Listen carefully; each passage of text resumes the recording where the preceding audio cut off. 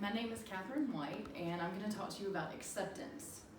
Most of us are familiar with the serenity prayer.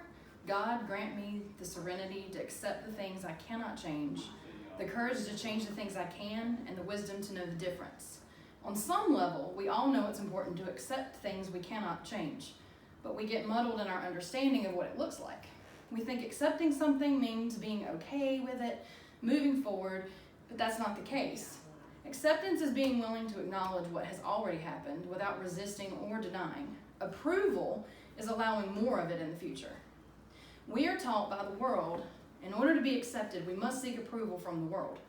To be accepted, we must achieve specific steps that the world has defined. And if we fail to do that, we receive no recognition or approval.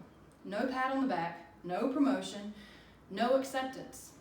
The world confuses acceptance and approval, often leading us into depression, anxiety, panic, and isolation.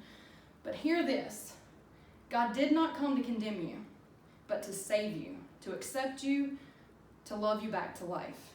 John 3:17 says, "For God did not send his Son into the world to condemn the world, but to save the world through him."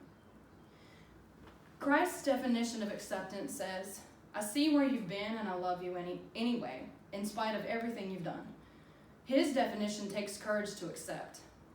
Paul Tillich defines faith as the courage to accept acceptance.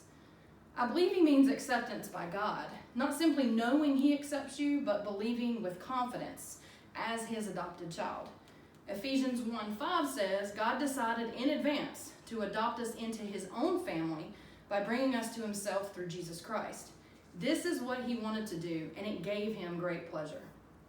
As his children, he longs to transform our perspective of ourselves so that we can accept our identity through him, so that he can use the places we've already been to resurrect a new creation within us.